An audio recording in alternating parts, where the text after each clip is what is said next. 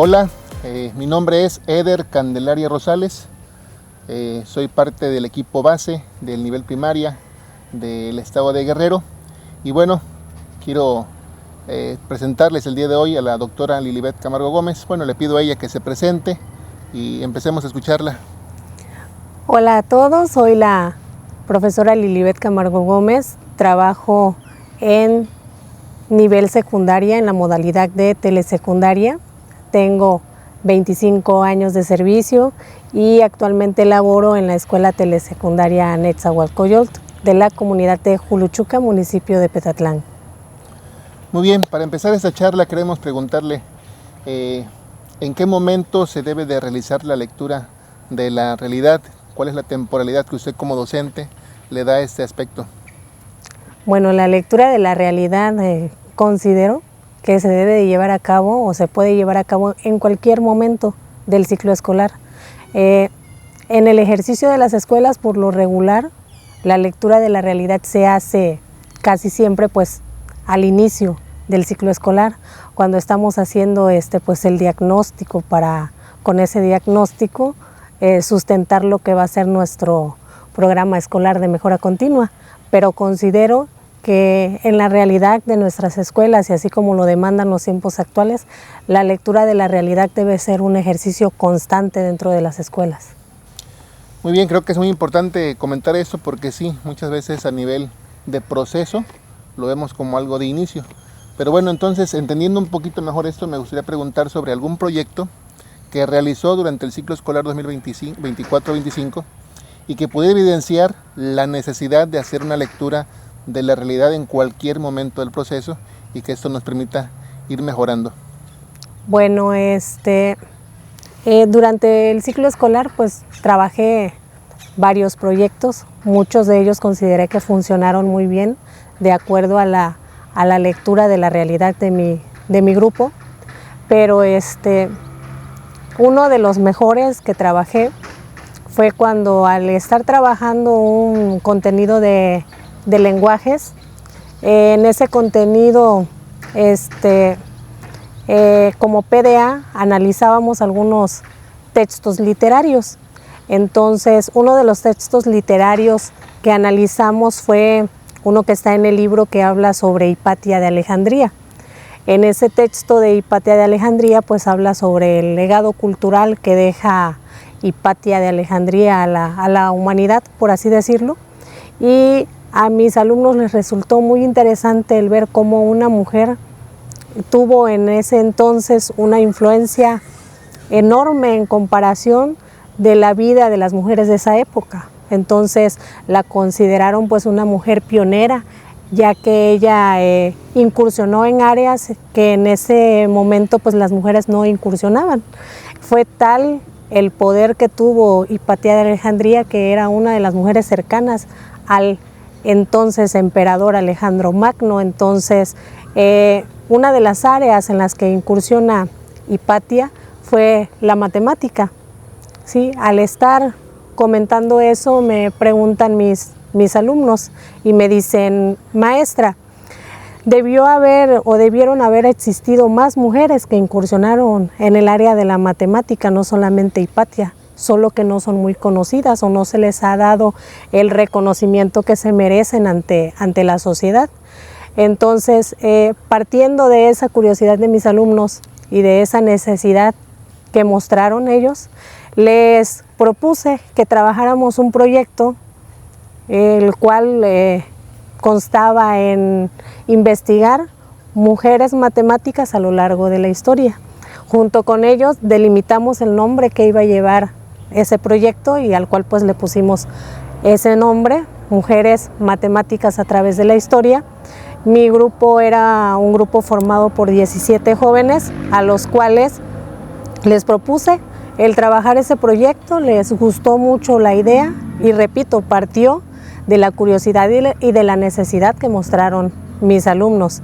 Entonces estructuré el proyecto. A otro día a manera de tómbola se les asignó a cada uno de los alumnos una mujer que ellos iban a investigar, una mujer que durante la historia de la humanidad pues hizo aportaciones relevantes a la matemática.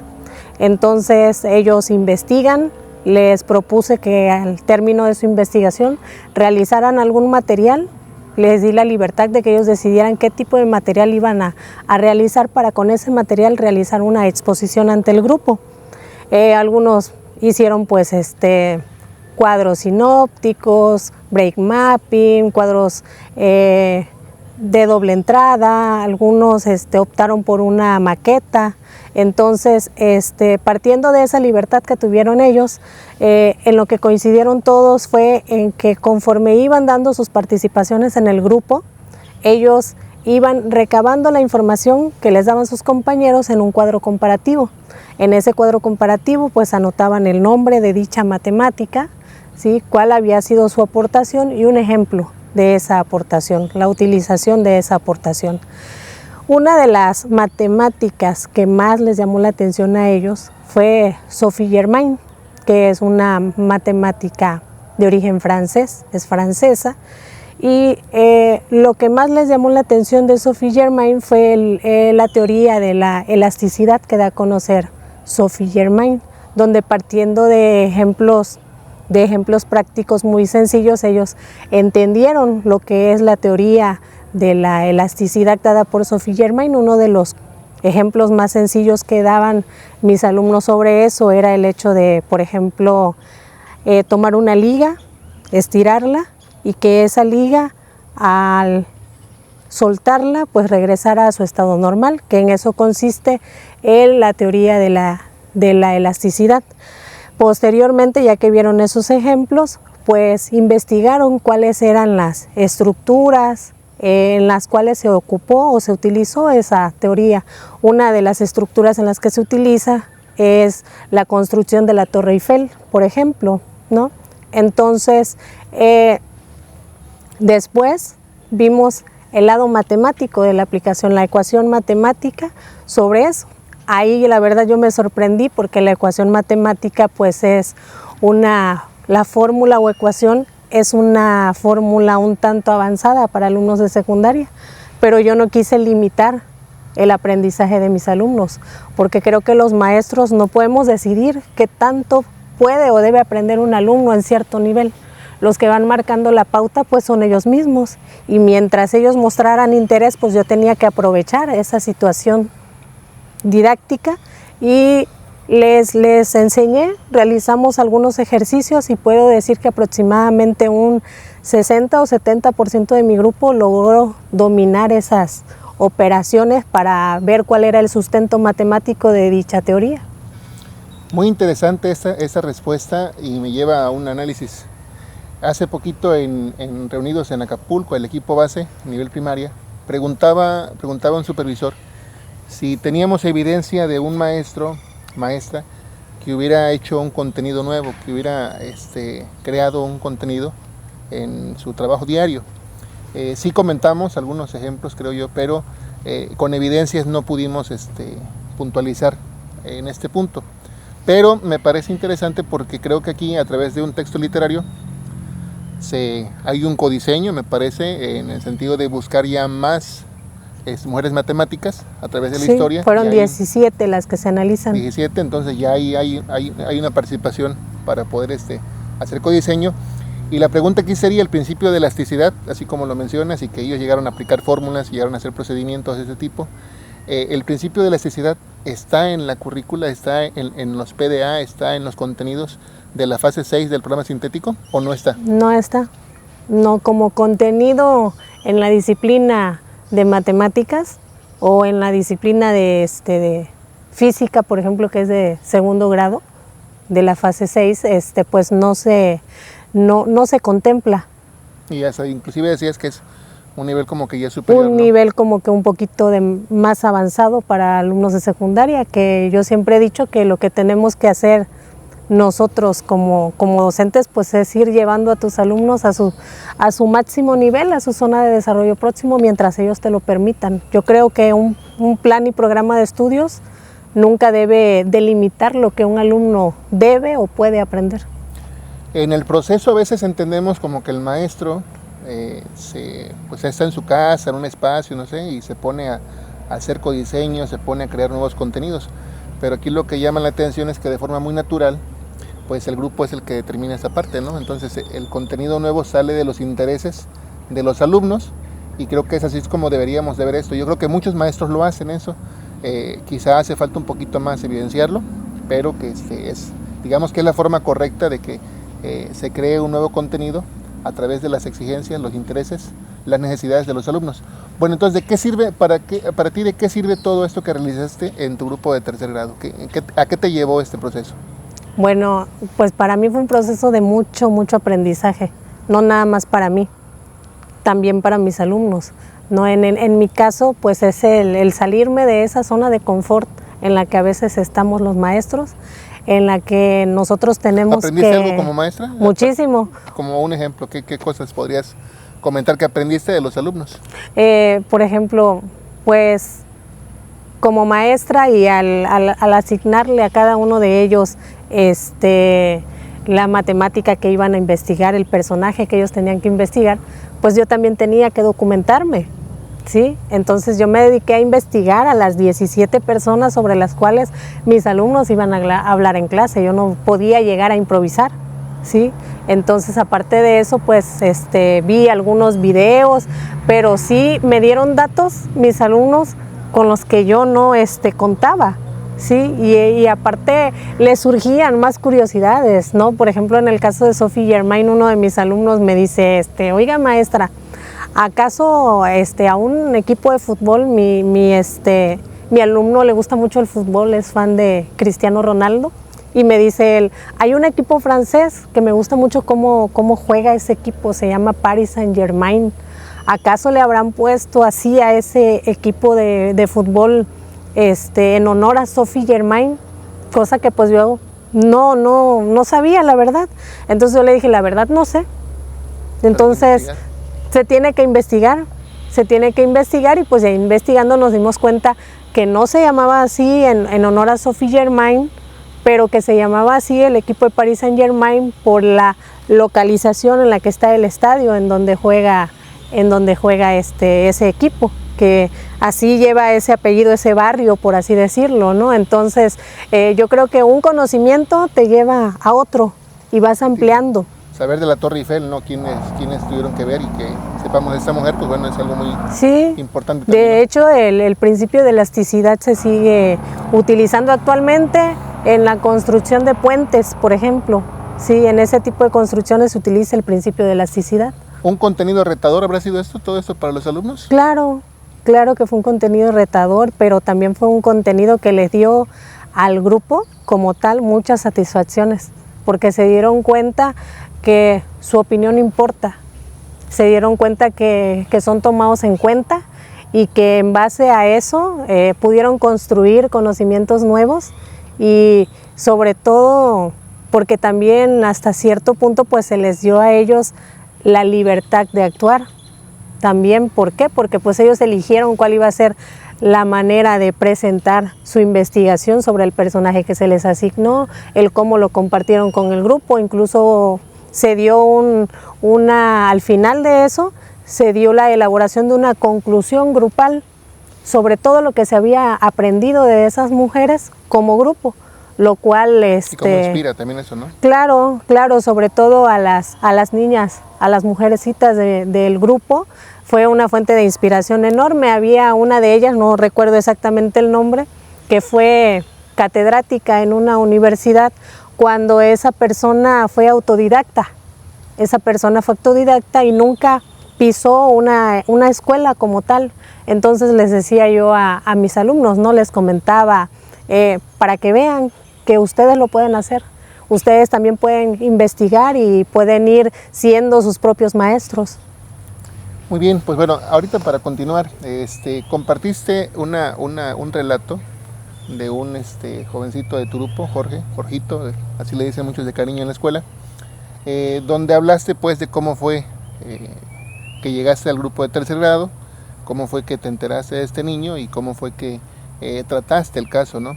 Y en consejos técnicos, ahorita en la fase intensiva, se recomienda a los maestros ver el video del maestro Rubén Pablo Gutiérrez Carrillo, antropólogo e investigador educativo, quien nos habla sobre problematización, lectura de la realidad, sobre lo que son las certezas, cómo atender el tema de las certezas que muchas veces creemos tener los maestros, y toda la parte de la autonomía que debe de generar en los maestros cuando tú problematizas la realidad.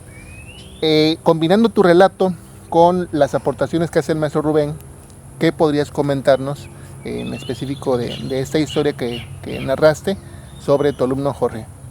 Bueno, respecto a lo que este investigador dice respecto a lo que son las certezas, a mí me queda muy claro que las certezas, cuando nosotros las tomamos pues como lo que son, como ciertas, lejos de ayudar en el aprendizaje y en el proceso educativo, nos dañan, ¿sí? ¿Por qué? ¿Por qué nos dañan?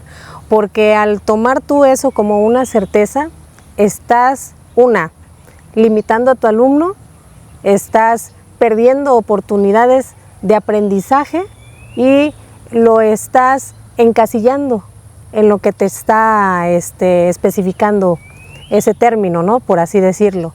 Entonces creo que lejos de ayudar al crecimiento de las escuelas, lejos de ayudar a mejorar el proceso educativo como tal, pues creo que coarta mucho la funcionalidad del estudiante dentro de las escuelas y todo lo que un estudiante puede llegar a mejorar y aprender. Sí, me llamó mucho la atención cuando empieza tu relato que te comentan de este niño, que él pues solamente habría que darle para entretenerlo dibujos ya impresos y que él los pintara. Y no te quedaste, tú decides que esa certeza social que había sobre este alumno que ya estaba para pasar al tercer grado, tú decides que tenías que hacer algo más. ¿Qué fue lo que hiciste? ¿Cómo cuestionaste esa certeza? ¿Y qué fue lo que te llevó ese cuestionamiento en las certezas? Bueno, cuando a mí me dicen esas certezas sobre mi alumno, me dicen pues él tiene muchas limitaciones, es un alumno que no puede realizar actividades complejas, él simplemente llegaba a ser agresivo en algunas ocasiones, no tenía una regulación emocional como tal. Entonces me dijeron, pero pues lo que él hace todo el tiempo pues es colorear dibujos que tú le puedas traer impresos. Hablaríamos aquí de un concepto también creo importante en la nueva escuela mexicana, eso es inclusión, porque creo que a veces pensamos que el hecho de que un alumno tenga actividades en un aula ya está incluido. No, definitivamente eso no se puede considerar como inclusión porque tú no le estás brindando experiencias de aprendizaje a ese alumno que lo hagan salir del nivel en el que está y llegar a una zona de desarrollo próximo. Entonces, consideré que mi alumno pues merecía tener esas oportunidades y que yo podía brindárselas. ¿Qué preguntas te llevaron a esa reflexión? Porque aquí lo que nos recomiendan es preguntarnos sobre la realidad y que esas preguntas nos ayuden a poder ser factor de cambio en esa misma realidad. Bueno, primero que nada yo tenía que delimitar o tratar de delimitar cuál era el problema que estaba presentando mi alumno. Yo no soy maestra de educación especial y en las escuelas en las que yo he trabajado a lo largo de 25 años nunca hemos tenido el apoyo de un maestro de educación especial. Entonces lo que yo hice fue ponerme a investigar sobre lo que pensaba en ese momento que mi alumno tenía. Entonces me puse a investigar sobre eso, fundamenté y coincidía en muchas cosas. Pedí recomendaciones a ciertas personas que conocen sobre el tema y empecé a trabajar con él, primero viendo cómo se relacionaba él con sus compañeros de grupo. Al principio no permitía que se acercaran a él, incluso no permitía que lo tocaran, que lo abrazaran, ¿sí? Nada de esas cosas les permitía a sus compañeros. Poco a poco fue mejorando eso, se fue incluyendo más en la dinámica del grupo, pero tuve que ver también qué canal de comunicación era el que él utilizaba más. Me di cuenta que él es visual, muy visual, y me di cuenta que no nada más le gustaba colorear, que esa era una parte de lo que a él le gustaba. En realidad lo que a él más le gustaba pues es dibujar. Entonces empecé con él explicándole algunos conceptos y le decía yo, dibuja lo que tú entendiste de este concepto, ¿sí? Entonces él hacía su dibujo. Posteriormente, con algunos temas, analizábamos el tema y yo le decía que hiciera un dibujo acerca de lo que él había entendido sobre el tema. Al principio le costaba, pero después lo hizo. Posteriormente, al siguiente nivel que lo llevé fue a que él me explicara a través de su dibujo lo que él había entendido del tema. Cuando él ya pudo hacer esas cosas, empecé a trabajar con él break mapping y otro tipo de esquemas que le ayudaron a él a ir desarrollando todos esos temas que decían que eran tan complejos para él, lo cual él estaba demostrando que pues en realidad no lo eran. Muy bien, pues bueno, digamos aquí una forma de ver estas opciones que tenías tú como maestras era quedarte con la certeza que te daban, este niño solamente puede hacer esto y trabajar de igual manera con este alumno. Otra forma que se hace, según también lo que nos comenta aquí el experto en el video que ya comentamos, es que a veces uno hace preguntas para reforzar la idea que se tiene de la realidad. Por ejemplo, ¿por qué no es posible que este alumno avance más? ¿Cuáles son las causas que dificultan, por ejemplo, que el niño aprenda otras cosas? Bueno, por ejemplo, no se cuenta con educación especial como tú lo comentabas. La condición del niño es esta. Los padres de familia apoyan o no apoyan, ¿no? Pues no apoyan. Cuestiones que te llevan, preguntas y respuestas que te llevan a que simplemente tú justifiques o que tú tengas los pretextos para decir que la realidad de este niño no se puede cambiar. La tercera opción me parece que es la que tú tomas, que es donde tú dices, bueno, no, aquí lo importante es ver condiciones del alumno, características de la condición que tiene este alumno, cuáles son sus comportamientos, y creo que la parte medular es qué tenías que hacer tú, ¿no?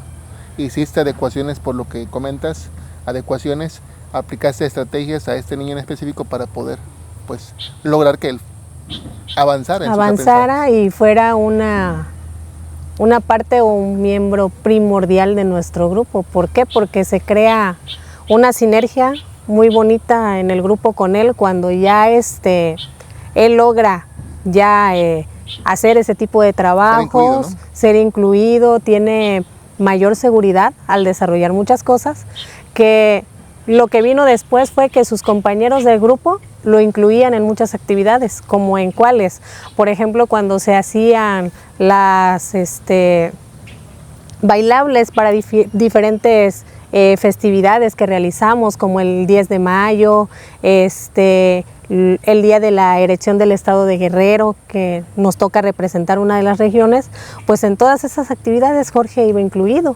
También en el aniversario de la independencia de México, mi grupo presenta una escenificación con los personajes que participaron en ese movimiento, y a petición del grupo, el grupo pidió que Jorge fuera uno de los personajes principales de dicha escenificación. ¿Cuáles pueden ser tus conclusiones entonces en este caso que tú relatas con Jorge y todo lo que comentas de tu grupo? ¿Cuáles podrían ser tus primeras conclusiones para ir cerrando este video?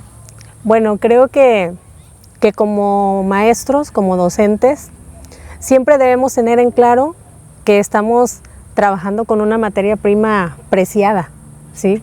En mi caso, pues son jóvenes con los que yo trabajo, ¿no?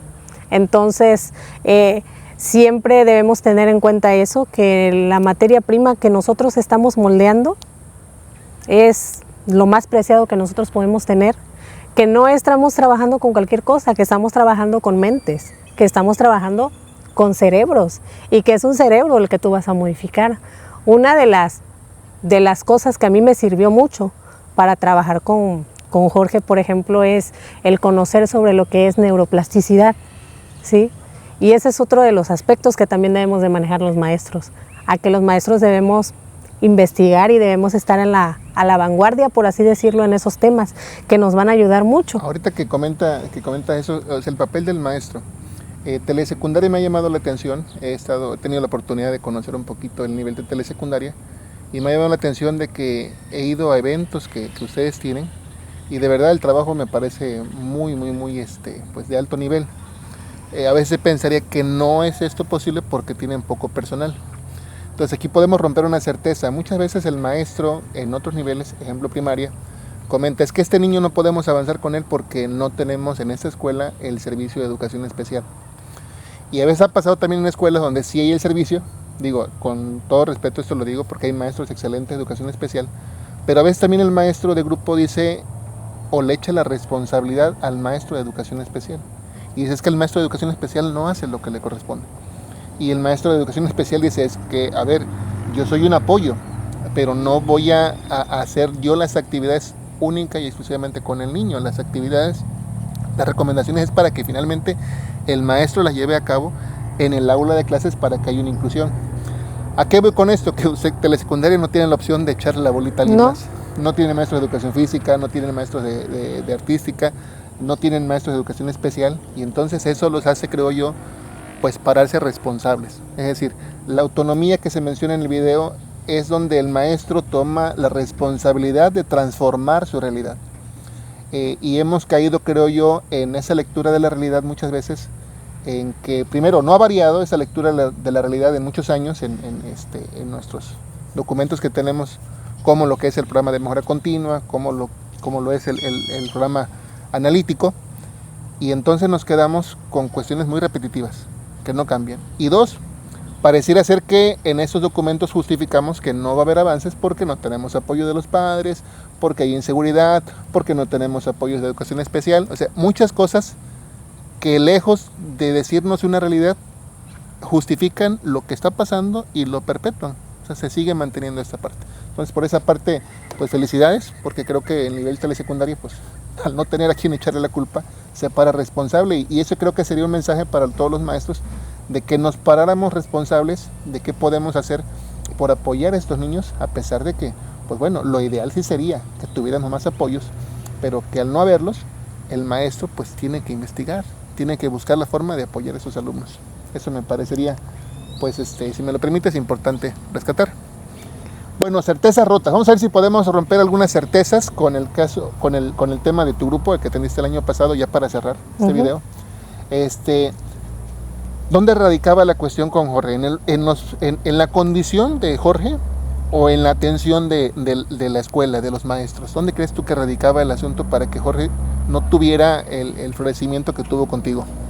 Creo que el problema con Jorge radicaba en que no se le brindaron oportunidades de aprendizaje, en que se le etiquetó y todos ese transitar que Jorge tuvo desde nivel primaria hasta llegar a secundaria, pues tuvo esa etiqueta, ¿no?, de sus limitaciones, como decían. Entonces, cuando llega a mi grupo, lo que hice para que Jorge lograra avanzar, pues para mí fue brindarle experiencias de aprendizaje que consideraba que lo iban a nutrir. ¿En base a qué? Bueno, uno de los neurocientíficos que a mí me gusta mucho estudiar es un neurocientífico estadounidense de los actuales que se llama Andrew Huberman. Andrew trabaja mucho lo que es la neuroplasticidad. ¿Y qué es la neuroplasticidad? La neuroplasticidad es la capacidad que tiene nuestro cerebro de irse cambiando a sí mismo.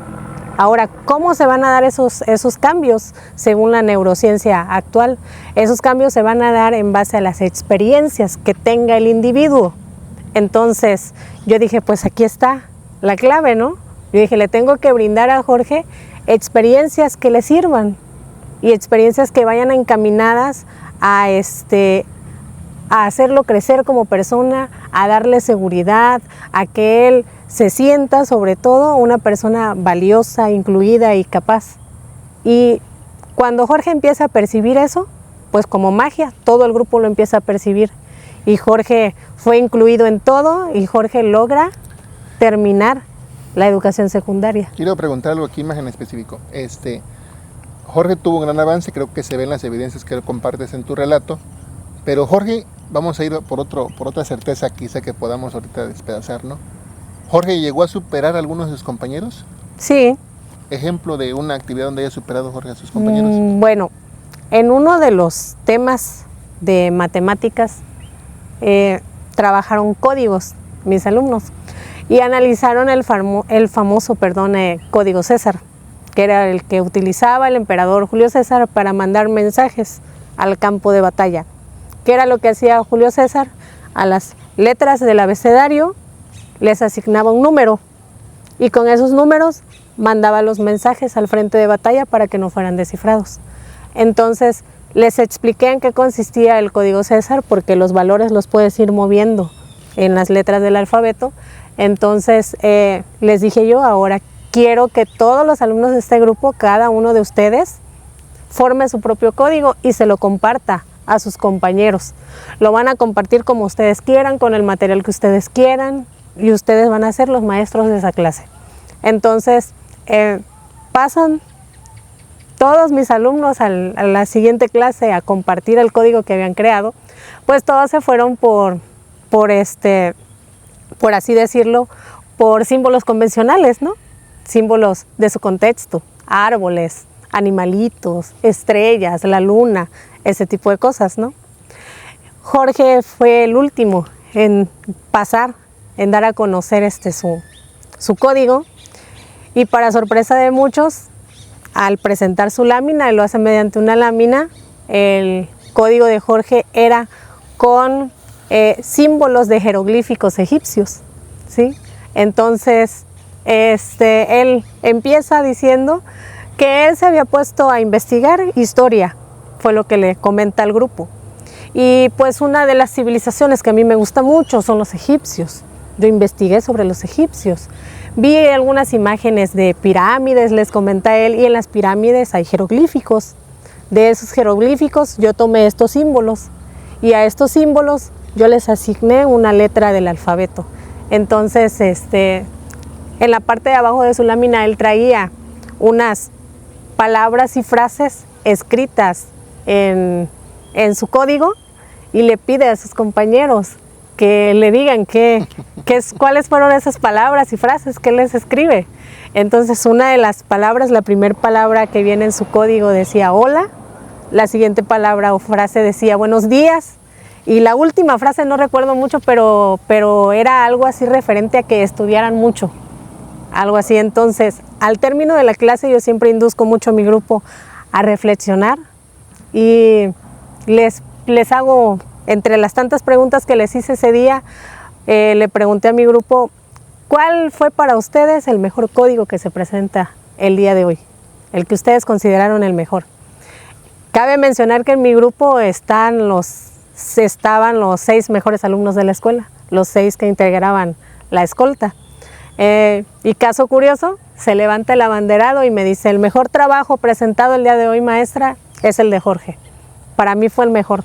Lo fundamentó, investigó, y estuvo muy novedoso lo que Jorge hizo.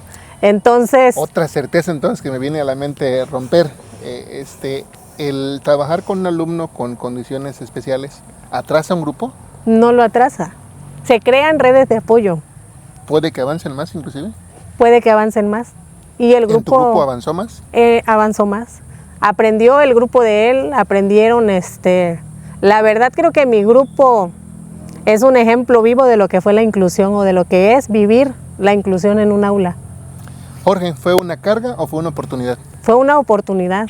¿Por qué? Porque pues creo que no nada más a mí, a todos nos sacó de nuestra zona de confort, y cada día eran retos los que nosotros trabajábamos con Jorge, todos. Muy bien, pues para terminar, la última pregunta, rompiendo certezas, ¿agradeces que terminó el ciclo escolar? ¿O extrañarás a Jorge? Lo voy a extrañar, lo voy a extrañar. Son como sentimientos encontrados los que tengo. ¿Por qué? Porque estoy muy feliz por los avances que tuvo Jorge. Estoy muy feliz porque Jorge concluyó la educación secundaria, pero la verdad también me preocupa el hecho de que en educación media superior a Jorge se le sigan brindando oportunidades de crecimiento, que se enfoquen en seguirlo incluyendo y en que él siga con esa seguridad y esa, sobre todo, esa alegría de Jorge por ir a la escuela, porque una de las cosas que no mencioné de Jorge es que fue un alumno que nunca faltó a clases.